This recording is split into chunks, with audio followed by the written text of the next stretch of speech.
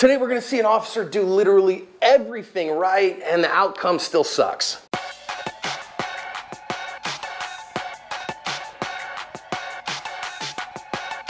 Hi everyone, welcome to today's bonus badge cam lesson here at Active Self-Protection. I'm your host as always, John Correa. I'm your co-host Mike Williver. Today's video comes to us from Modesto, California. This is not a paid endorsement, but Cigars Daily is a friend of Active Self-Protection, and like Active Self-Protection, they are active in the fight against human trafficking all over the world. If you like cigars, check out their excellent YouTube channel and pick up some sticks to support the work they do.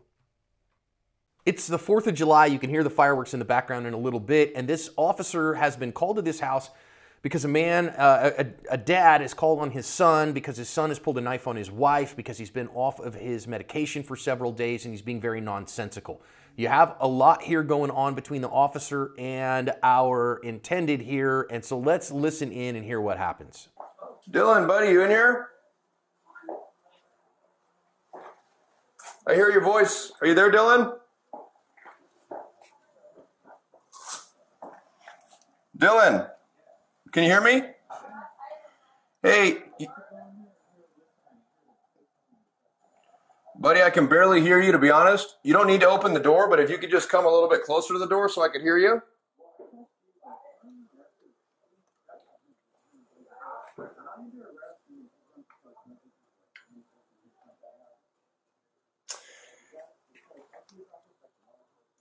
Hey, Dylan, I can barely hear you, buddy. Would it be okay if I came around back to the window? Okay, if you'd mind, it would be better for me if you could just come a little bit closer to the door. You don't have to open it. Is that all right? Can you come a little bit closer to the door so I can hear you?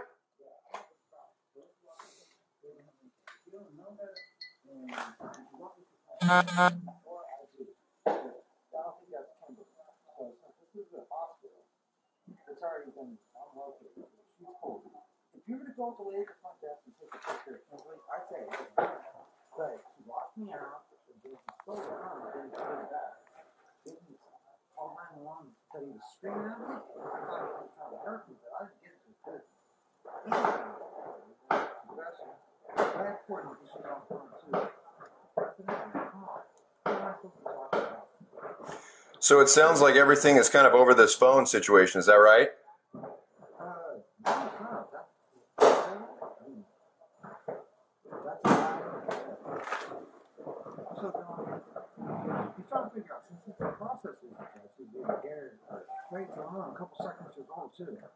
Okay. Can we freak you out? Well, yeah, that's what I'm saying. You want to come in this time and be like, you're confessing. If you're allowed to think, you ain't got to. Hey, Dylan, can I ask you a question, buddy? Yes. Your mom. Hey, Dylan, so Kimberly mentioned something about some knives. Do you have those knives with you now? Would you mind putting those down for me?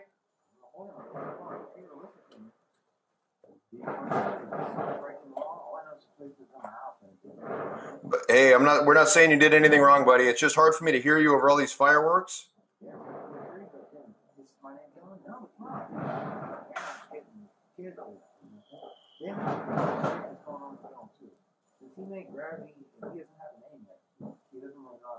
Okay. Hey, Dylan, would you do me a favor? Would you do me a favor? Would you put those knives down and come out here and talk to me? I did, but it would be easier for me to hear you if you were out here. But I need you to do me a favor, okay? Please, please, please put those knives down, okay, buddy? Okay, very good. I'm going to let you come out here and sit on the couch, all right? Yep, we're ready for you to open the door, buddy.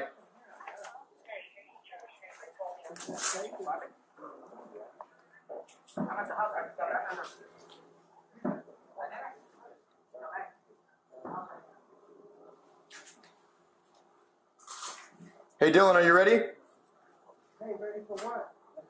Are you going to come out here and sit on the couch? Actually, yeah, you can sit on the couch too. Are you listening? Yes, sir. I will sit on the couch if you'll sit on the couch. All right,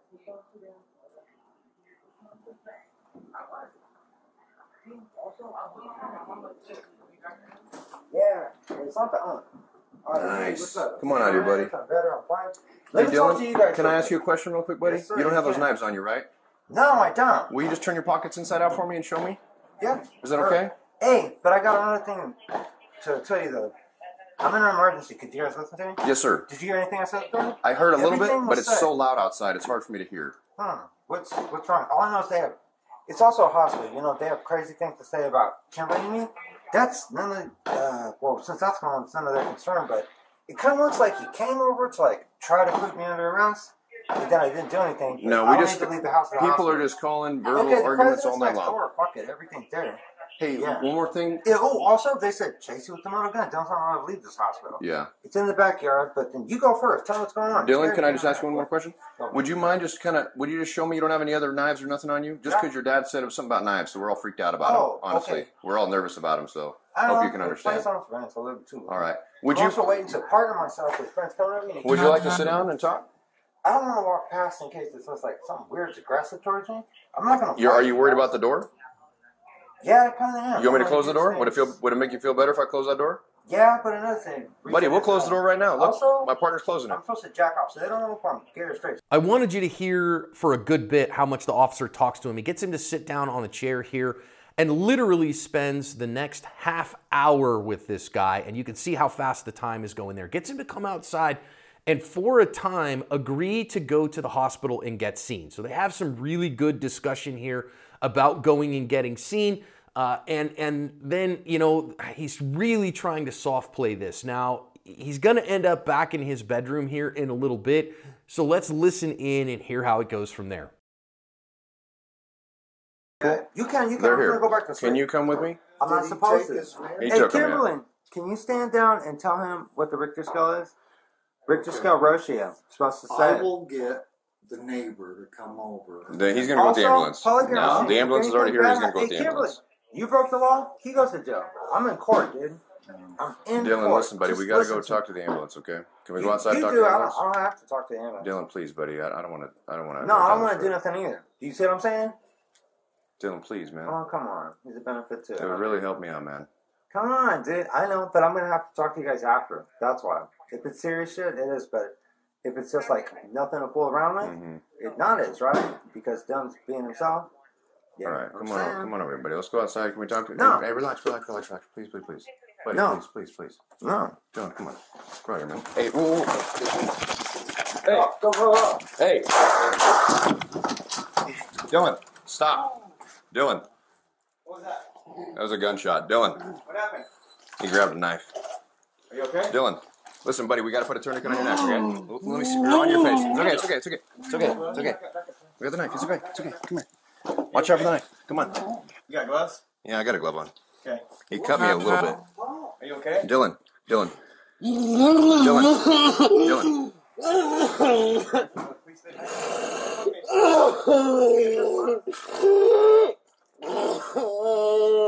But that's severe. Shots fired. We get a couple. Our perp was shot twice, once in the face and once in the arm. He did live through this though because the paramedics were on scene. They got him to the hospital. He's facing a host of charges. The officer was mildly injured in the hand, but you can see he was cool as a cucumber. We're going to think about lessons. You know, Mike, I think we can have a discussion in our society about, are these the kinds of calls that we want officers to go to versus somebody who's non-sworn or isn't armed or something like that? But the bottom line is right now they can't say no, and we don't have anybody else who'll take that call. Yeah, this is a really good argument for why you should have a psychiatric intervention team on at all times. An officer with a psychiatric nurse that can go in there and will have the knowledge to hopefully de-escalate this sort of thing. It's tough, man, but I think the officer did a great job, so let's talk about lessons. I really think this officer is probably one of the greatest examples of de-escalation, Mike, that I have ever seen on the channel. That he is so patient, and this is so hard for him to do because the volume of calls and the number of priority calls that are stacking up while he does this is probably pressuring on him, but he resists that pressure to try to achieve a good end out of this one, and I really think props to him for that. Absolutely. The only thing that should draw you away from this situation or make you hurry up is something so incredibly high priority that you absolutely have to break away or fast forward the situation to get it to a conclusion before it might otherwise be brought to a conclusion. And I think this officer is a really good example of someone who just First of all, cool as a cucumber. Calm, calm, calm. Calm is a superpower, and this guy possesses it incredibly.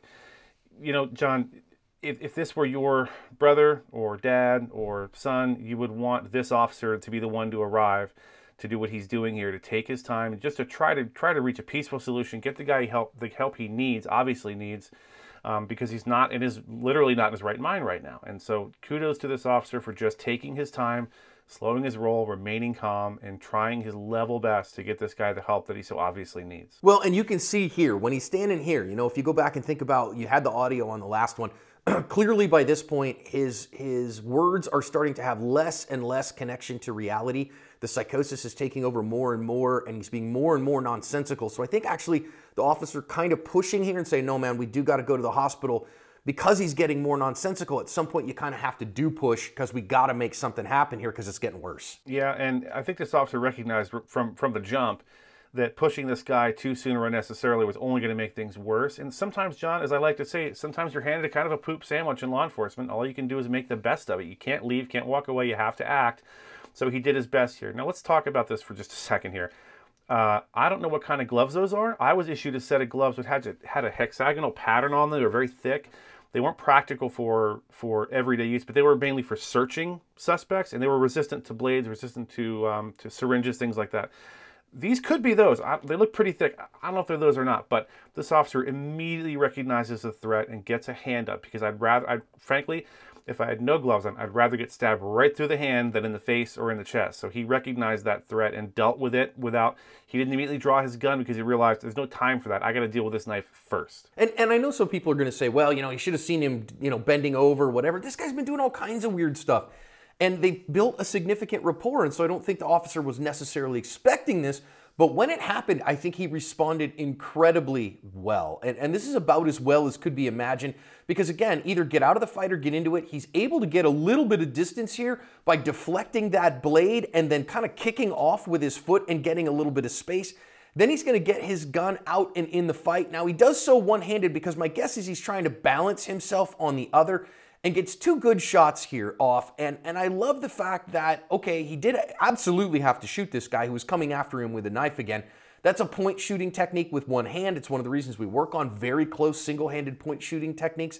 But I also love that when the threat went down, because it's a knife-wielding threat, he stopped. And I think, again, not only cool as a cucumber on the de-escalation side, but knows when he has to fire and only fires when he must. And that's admirable. Yeah, if you go back and look, he deflected it, was able to get the guy away from him a couple feet, not nearly far enough away to feel comfortable, obviously, but get him away a couple of feet, draw his gun, and then he still didn't fire until the guy made another move to come towards him. So I think that's admirable on his part. Had he shot immediately after that, I would have no qualms with it, only because the guy he was still armed, he's shown his intent, opportunity, and means, and he had already stabbed at him one time.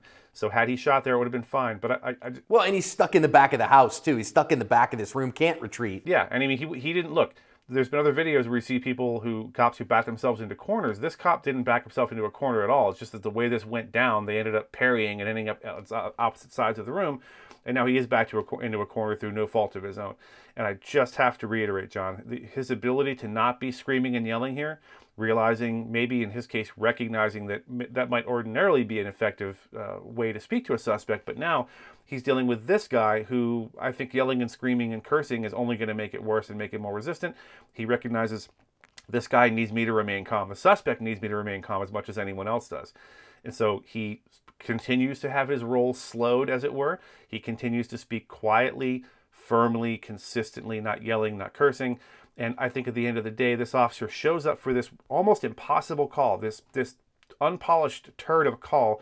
He gets there, he deals with it as best he can. At the end of the day, he's forced to use a firearm. He's forced to do what he has to do. He never yells shots fired into the radio. He never screams and yells and curses. He remains calm. He gets his job done professionally and covers everyone's asp.